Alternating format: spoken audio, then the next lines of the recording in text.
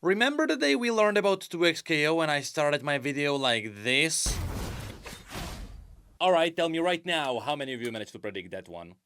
Was I foreshadowing this? Well, the announcement we all feared has arrived, and so it is time to say goodbye to another Riot game. The thing is, not that many people are surprised, and the people who are surprised because they didn't even know that 2xKO was out. The truth is, there has been many reasons why 2xKO has been on a rocky path. From gameplay decisions to design decisions to monetization. But unfortunately, it seems like Riot was aware of the puzzle pieces not really fitting together, and they all but confirmed it in the announcement. And it all started on Twitter. With a heavy heart, the 2xKO team shares an update about the future. Active development will end in December. The final content patch goes live in October. Servers stay online. In-game purchases before August the 20th will be refunded. Now yes, you heard it right. Your purchases in 2xKO are getting refunded. So credit where credit is due, not every company would have done that. But it doesn't make this bittersweet situation any better, because then it continues. 2xKO's active development will conclude at the end of 2026. Over the last few months, we've been monitoring 2xKO's trajectory closely, and what we've seen is painting a clear, consistent picture.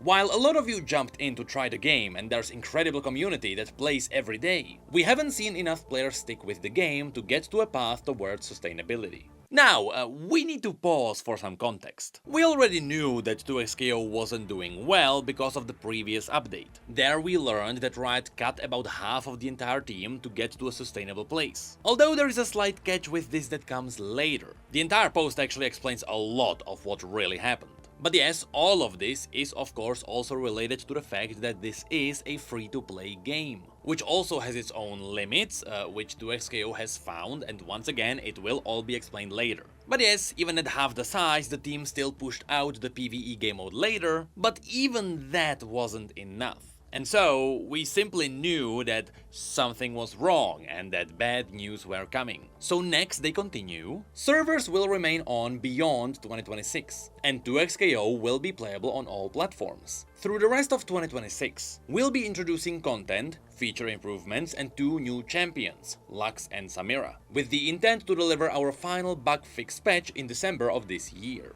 After that, servers will remain on to support online play. Offline play will be unaffected. We'll give advance notice if any of that changes. So yes, the key parts are that active development of 2xKO ends, but the game stays available. Again, remember that it is a free-to-play game, so everyone can still play it, which does make this last part rather cool. We are unlocking all champs. We are also bundling most cosmetic items and refunding all money spent in 2xKO on or before August the 20th. Any content owned is yours to keep. Avatar and player profile items will be unlockable for credits. This will happen in patch 1.3.1 in September. Our goal now is to do right by the players who have invested in us so far and want to continue playing 2xKO, as well as the rioters who have poured everything into delivering on this dream. The rest of this post goes into detail on how we got here, what's changing, and what's still to come.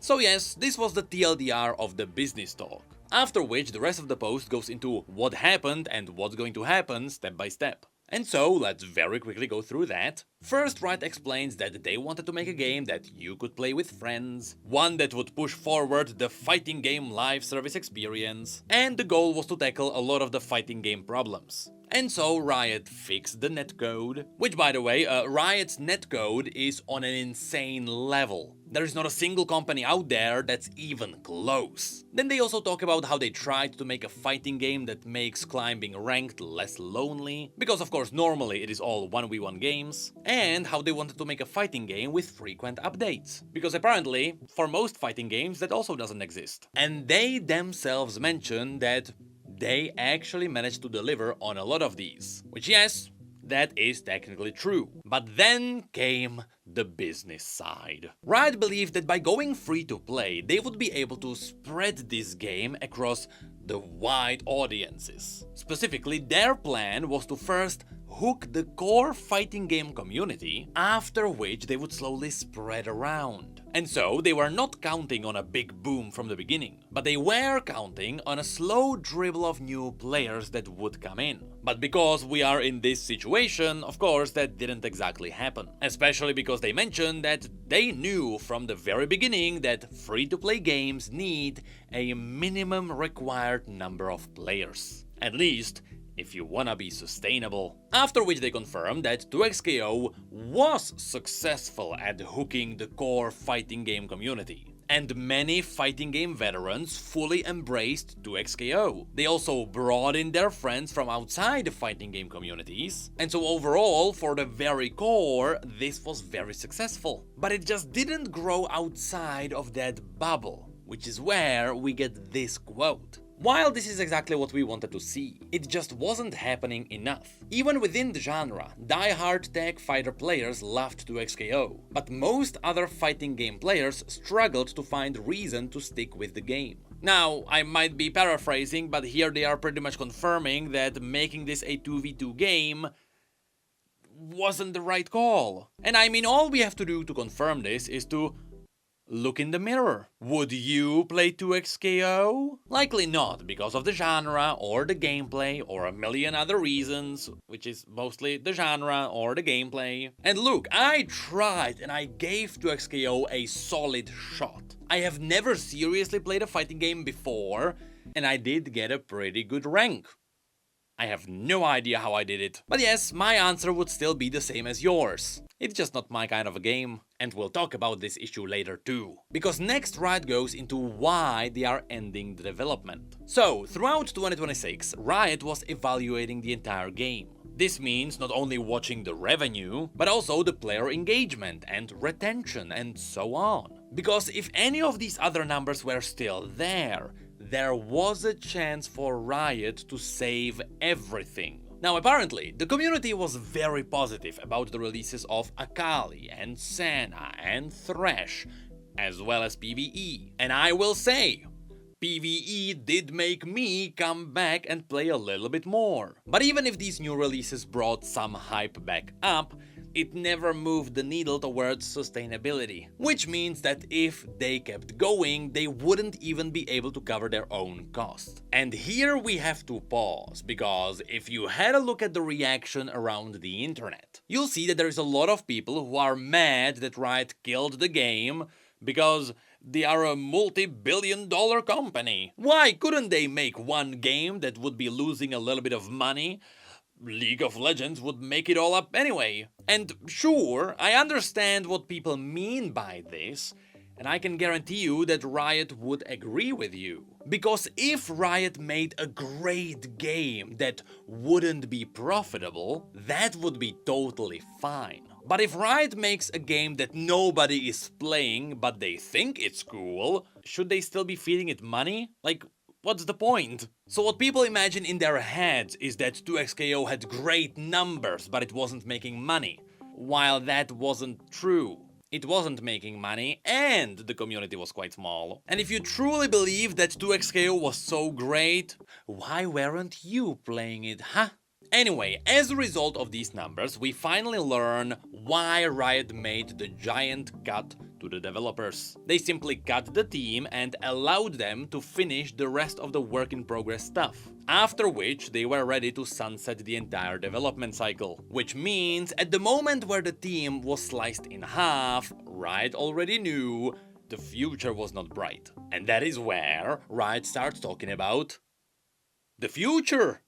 Because yes, 2XKO does have future. So here they go into specific dates and they talk about what will be happening when. So yesterday they shut down the monetization and they started refunding all purchases. In September they will release Lux as well as a giant cosmetic bundle for $40, after which they also make a lot of cosmetics purchasable for tokens. Now this solution is clever. Because of course, since this was a free-to-play game and people already played it, it is too late to take it away from them now. But this entire game is still in a very good spot to be sold as a proper standalone game. And so, because they can't just take it away from people, this bundle simulates the price of that standalone game. Meaning it would be as if you are buying 2xKO. And I'm not gonna lie, this is likely the cleanest way that Riot could have pulled this off. But after this, we then learned that normal queues will stay up, but ranked queues specifically will be disabled. And my assumption is that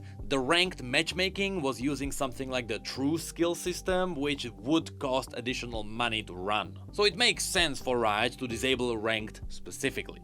Although they did mention that normal will still rank you based on your skill. But after that, they also confirmed that all champions will be fully unlocked, and they are adding in a new 40-player lobby. So people can party on the tombstone. Then in October, Samira comes out and there's gonna be more cosmetics added into the bundle, with the last patch coming out in December focusing mostly on bug fixes. After this, they mentioned that they will keep supporting pro play till the end of the year. They will also keep talking to the community, and with that, they say their goodbye. And so yes, 2xKO is dead.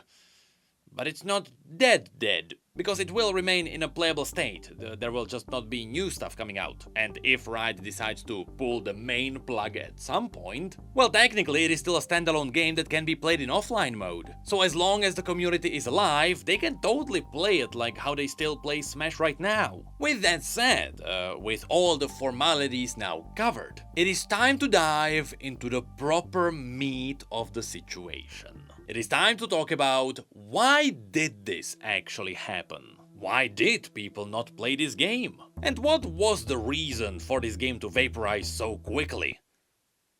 It wasn't even 1 year old. Well, the number one reason for all of this would be the exact same reaction that everyone had for these news. The game came out? Yes, somehow the marketing was so bad that this game coming out didn't even reach the public eye. Now, I do believe that this happened because the vast majority of the marketing was focusing specifically on the fighting game, which is also why the core fighting game community got hooked, but no one else even knew. I mean, the very first announcement that Project L was even happened during EVO, and they forgot to mention it anywhere else. I remember that being one of the weirdest announcements we have ever seen. But then, all the big cinematics leading to the launch were always presented during fighting game events, which means yes, it will be seen by the fighting game community specifically. And the moment we finally got a big launch cinematic that played during the Game Awards, it was a launch cinematic that didn't really tell people that this game with the specific gameplay was even launching. So long story short, even now people still don't know that this game is out.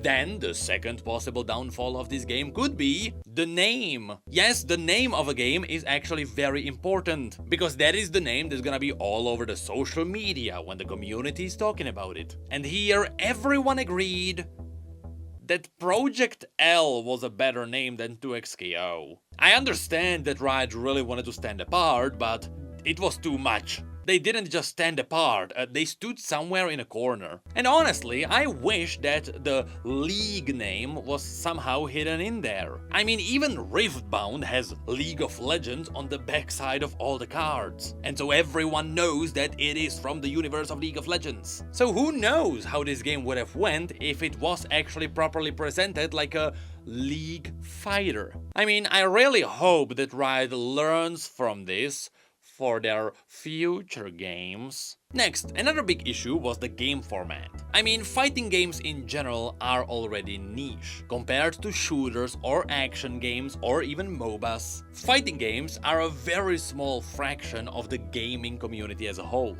But to make your game a 2v2 fighter? Well, now you found a niche within a niche. And this is what was previously mentioned in the post. Riot realized that might not have been a great step. And again, yes, it totally worked for the core community that liked the complex fighting. But man, did that take away all the excitement for all the casual players. When people realized that you had to learn 2 champions, learn how to tag between them and keep up the combos, at that point, all the casual players were done. Because most people would rather have the simple brain-dead button mashing of something like Mortal Kombat. which is exactly how that game looks to the casual player base. And yes, I have no idea if Mortal Kombat is a complex game at high level, but that is exactly the point. At low level, nobody cares if the game is complex because casual players will just enjoy the button mashing, and the button mashing kinda didn't exist here. Now, connected to this, we also have to mention that this game launched with a smaller roster of about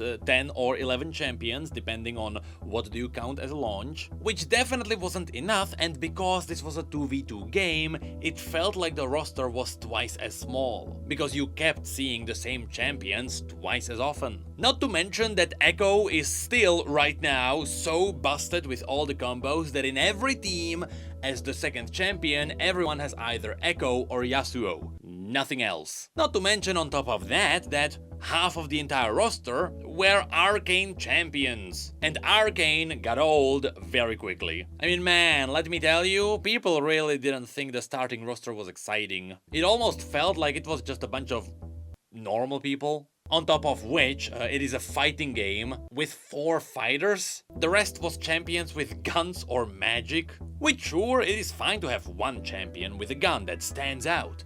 But when you have multiple, at that point, because it is a 2v2 game, you can just make a team of people with guns, and it doesn't feel like a fighter anymore. I mean, people were excited for someone like Aatrox or Cho'Gath. Anyone who wasn't literally just human, or a fox girl, I guess. But instead, we kinda got just more and more awkwardly not fitting champions. Next up, for me, one of the big reasons why I didn't stay with 2XKO for long is because it was supposed to be aiming at casual players, but it had no single player. Like, maybe I'm weird, but I like the story mode of something like Soul Calibur, and I was really excited to see that 2XKO would do something like that. I mean, they had the entire universe already written for them, and after Arcane it was proven that people loved this universe. But nope, not only was story mode not included, the game didn't have single player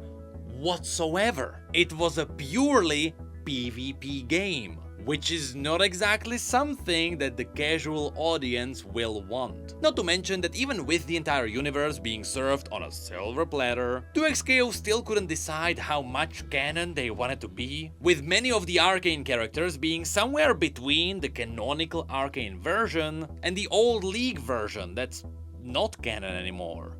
It almost feels like every champion was a what-if scenario. Next, connected to this, of course, there were also the microtransactions. You see, it seems like 2XKO might have actually done better if it was just a straight-up purchase. This is how most fighting games do it, and there is a good reason why they do it. As we mentioned, free-to-play games need mass appeal, which fighting games just don't have by default. But on top of this, just think about who are the free-to-play whales. Is it the people who actually play the game and they grind for 6 hours a day? Hell no, most of those people are supposed to be working and instead they are grinding games. Been there, done that. Which means the big whales are always part of the casual audience. It is all the people who work and earn a lot of money and then they just spend it all on the game because they have no morals whatsoever. But of course, in 2XKO, if you are a casual,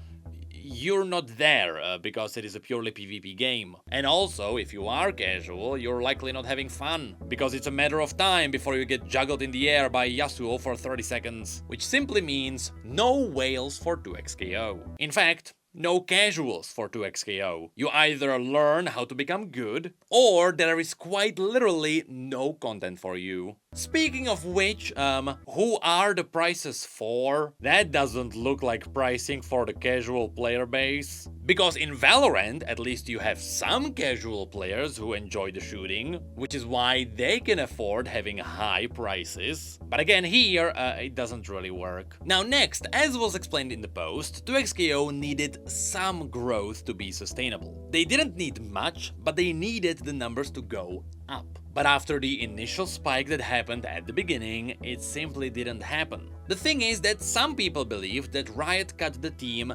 because they wanted to save money. And as a result, there wasn't enough people to make content, and that's why the game died. But the announcement pretty much confirmed that wasn't true. As we previously mentioned, at the point the cut happened, the game was already dead. We just haven't caught up yet. But at least they did give the team a chance to pull off a miracle if it would happen. Because they did try and go for the PvE roguelike. But even that didn't really work, and so here we are, standing right here. Lastly, we could also mention that some people didn't like the big graphical change. Because at the very beginning, the game was presented to be very realistic and different from the classic League cartoony looks. And who knows, perhaps that might have been a good step. Although, if they did commit into realistic rendering, it wouldn't be able to run on potatoes. But still, at the end of the day, if you have a game that is full of parrying and push blocking and jumping and juggling, you are simply just making the game too complex. Which means the game will just never go for the broad audience. Which again is unfortunately what free-to-play games need. And so, as a result, it was a good run for the fighting game fans. They did actually get a game they liked a lot. But because it didn't get out of that, right now 2XKO will be sitting in a very frozen state. And we can all hope that this entire story is not foreshadowing for the MMO.